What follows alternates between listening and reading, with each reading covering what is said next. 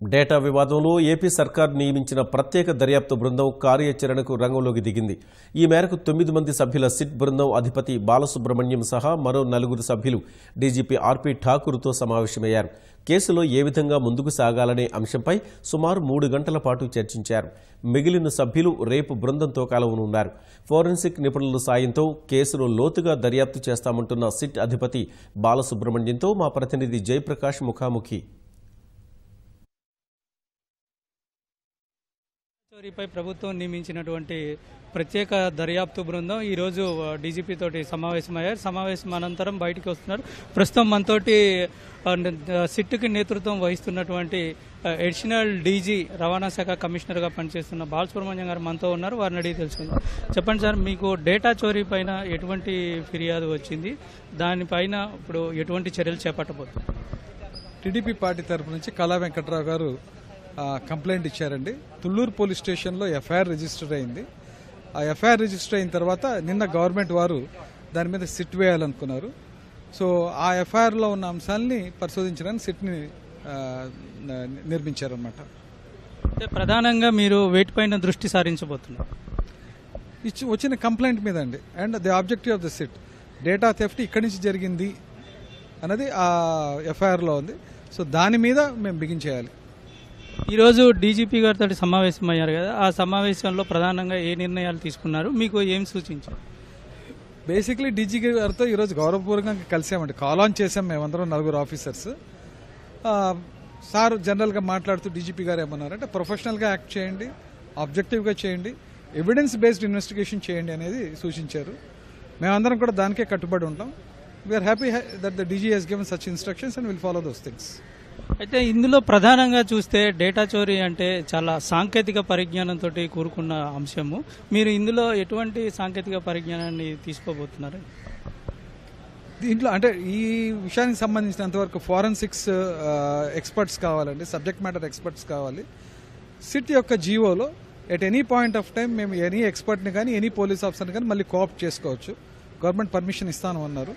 So అవసరాన్ని బట్టి ఆ ఎక్స్పర్ట్స్ని తీసుకుంటాం. ప్రస్తుతం ఇప్పుడు ఉన్న టీంలో ప్రధానంగా ఎక్స్పర్ట్స్ కూడా ఇందులో ఉన్నారు. మీరు సైబర్ క్రైమ్కి సంబంధించిన ఎక్విప్మెంట్ కూడా వినియోగించుకోవచ్చు అనేటువంటిది ప్రధానంగా చెప్పడం జరిగింది. దానిపైన ఇప్పటికీ మీరేమన్నా దాని నుంచి సమాచారం ఏమన్నా సేకరించారా? ఎటువంటి పరిస్థితులు?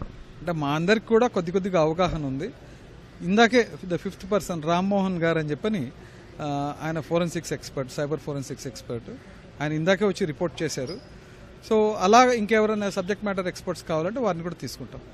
ఇప్పుడు ప్రస్తుతం ఉన్న టీంని ఎన్ని బృందాలుగా విడగొట్టి మీరు దర్యాప్తు చేయడం జరుగుతుందా, లేకపోతే ఏ విధంగా ముందుకెళ్లే అవకాశం ఉంది? ఇంకా టైం పడుతుందండి. అంటే డాక్యుమెంట్స్ స్టడీ చేసి ఎవిడెన్స్ స్టడీ చేసుకున్న తర్వాత ఒక ప్లాన్ ఆఫ్ యాక్షన్ వస్తుంది. దాన్ని బట్టి ఇంకా బిగిన్ చేస్తాం.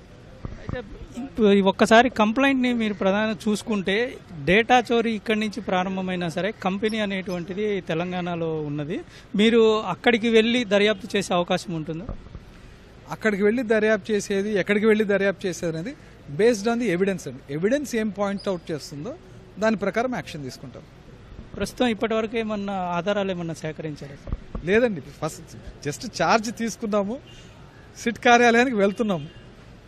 మొత్తం వచ్చిన తర్వాత then will start the work. ప్రస్తుతం ఎంతమంది ఉన్నారు? ఈ సిట్ కార్యాలయం మీకు ఎక్కడ ఏర్పాటు చేశారు? డీజీపీ ఆఫీస్లో ఏర్పాటు చేశారండి. ప్రస్తుతం నాతో ఒక పాటు ఇంకో 4 వచ్చారు, 5 మెంబర్స్ వచ్చారు. మిగతా 4 మెంబర్స్ రావాలి. బహుశా రేపటికల్లా వచ్చి జాయిన్ అవుతారు. ప్రభుత్వం మీకు టైం బౌండ్ అట్లాంటిది ఏమన్నా నియమించిందా? లేదండి, ఇంకా టైం బౌండ్ అటువంటివి ఏం నియమించలేదు. బట్ త్వరగా చేయాలన్నది ప్రభుత్వం యొక్క నిర్ణయం. We will also try to collect evidence as quickly as possible. ప్రధానంగా ఇందులో డేటా చోరీ అంటే టీడీపీ పార్టీ నుంచి జరిగిందని చెప్తున్నారా, లేదంటే దేనికి సంబంధించిన డేటా చోరీ జరిగిందని మీకు వచ్చిన కంప్లైంట్లో? ఎఫ్ఐఆర్లో టీడీపీ పార్టీకి సంబంధించిన డేటా చోరీ అయిందని వచ్చిందండి. సో దాని మీద సిట్ వేశారు. ఇది ప్రస్తుతం అడిషనల్ డీజీ బాలసుబ్రహ్మణ్యం గారు చెప్తుంది. మొత్తం మీద ప్రస్తుతం వేసినటువంటి సిట్ ఈ రోజే మొదటి సమావేశం ముగించుకుంది. అదేవిధంగా తమకు కార్యాలయాన్ని ఏర్పాటు చేసినటువంటి డీజీపీ ఆఫీస్కి వెళ్తున్నారు. మిగతా సభ్యులు కూడా వచ్చిన తర్వాత పూర్తి స్థాయిలో చర్చించి ఎలా ముందుకెళ్లాలనేటువంటిది తదుపరి నిర్ణయం తీసుకుంటామని చెప్తున్నారు.